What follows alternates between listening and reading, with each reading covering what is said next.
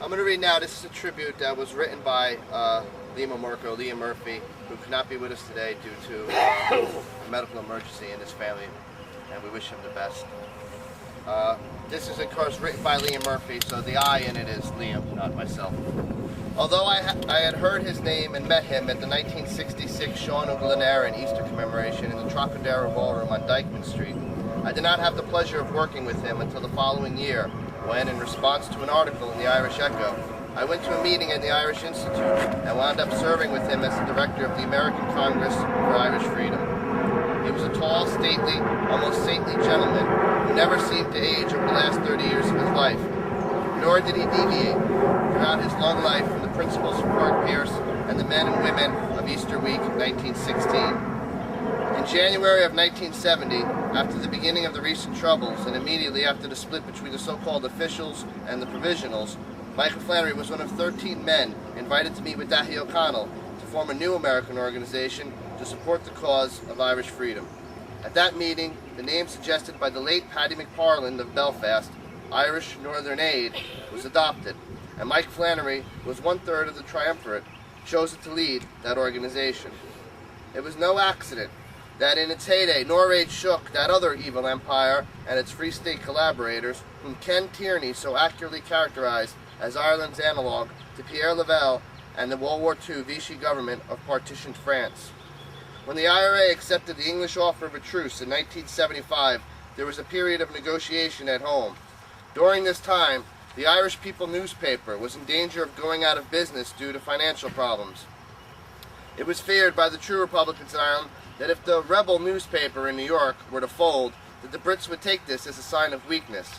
It was Mike Flannery who stepped up to the plate and organized the saving of the Irish people, which would continue for many years afterwards as the voice of Irish republicanism in America under editors like Martin Galvin and John McDonough. Sadly, the Irish government proved insincere in their 1975 truce overtures and subsequent negotiations. Just as he had done in 1922, Mike Flannery remained true to the Republic and continued the struggle. In 1982, Mike and 4 other Irishmen in New York, including the late indomitable George Harrison, were the object of a sting operation and were placed on trial for gun running, which was an activity they freely admitted. After a brilliant defense by the late Frank Durkin, they were acquitted of any crime by a jury of their peers. But the story does not end there.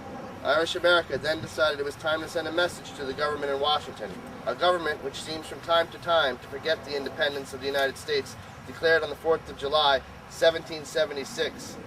The leader of that combination of Irishmen who were put on trial to satisfy some Washington politicians' desire for an OBE was then overwhelmingly elected to be the Grand Marshal of the New York St. Patrick's Day Parade. If memory serves me correctly, the vote was 400 in favor, 5 against, with 7 abstentions. The 1983 New York St. Patrick's Day Parade was probably the largest and most orderly parade in history. Marching units flew into New York from all over the country just so they could someday tell their grandchildren that they had had the privilege of marching behind Mike Flannery on that day. The Fighting 69th Regiment of New York, when they formed up to provide the military escort to the parade, were informed that there might not be any drill pay for marching that day, and the men were given an opportunity to fall out. Not a man left the ranks. The 69th was one of the Green Flag Irish regiments which came into existence in the aftermath of the Great Hunger to train Irish exiles for the future liberation of their homeland. And volunteering to march for Mike Flannery that day, they again proved worthy of their heritage. When another group of now former Republicans sought to seek advantage by entering into the partition politics of the Free State in 1986, Mike traveled to Ireland to try to convince them of the error, giving them the benefit of his experience. Mike related the exchange to Bob McCann and myself at the AOH National Convention in Cleveland that year. Those who wanted to abandon abstentionism said that they had expected to win 4 seats in Leinster House, which might give them the opportunity to enter into coalition government. Mike replied saying, "If it would have been wrong for us to go in with 44 seats in 1926, how could it possibly be right for you to go in to fill only 4 seats?" They won none. With the bitter lesson of yet another split, Mike Flannery felt that it was time for a new organization to preserve in America the principles of 1916. He convened a meeting of 7 men at his house, including George Harrison and Joe Steins, and formed Commemoration, The name was suggested by the late Mike Skehan, whom we laid to rest only this past summer. The difference here was that Common is a purely American initiative, not formed at the request of anyone home on Ireland, but formed to remain true to 1916, to those who themselves remain true to the principles of the men and women of Easter Week 1916. This position has been recognized by Rory O'Brady, Republican Sinn Féin, and others home in Ireland. Mike was from the same parish of Clydugh, which straddles the Tipperary Offaly line, as Edward Hand, who was second in command of Thompson's Pennsylvania Rifle Battalion when General George Washington selected that very Irish Green Flag unit to be the first regiment of the Continental Line, the regular U.S. Army. Hand was later a general assisting Washington in Yorktown. Both men were patriots, and both men fought against the evils of English imperialism. There must be something special in the soil of that parish to have produced such men. Mike, however, was always quick to point out that he differed from Hand principally in that Mike himself was from the Tipperary side of the parish.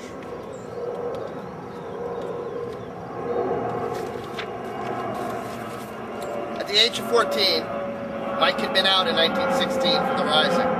I asked him how he was able to do so when, while he was only 14, he responded that he had always been tall for his age and had gone along with his older brother in the Irish Volunteers, and that when it came to the Rising, he knew that no one would argue with his brother. Mike Flannery needed only one motivation to do anything. He would ask, "Is this good for the cause of Irish freedom?" If it was, he was your man, and if it wasn't, no amount of argument could or would persuade him. Those of us who knew Mike also came to know the real secret of his success. It was his brilliant and totally supportive wife, Pearl. Nor would Pearl ever have been asked to put on the tea for any visitors in the house, but neither was her counsel, however privately given, ever ignored by Mike. They were a team, and we were all the poorer for their absence, but we were all the same, all the richer for having known them, and seen their wonderful example of faith and of courage. Paul Galacchio once wrote a very good book about St. Patrick. It was called The Steadfast Man. I believe that Patrick himself would proudly share that title with Mike Flannery, our steadfast man and the cause of Irish freedom.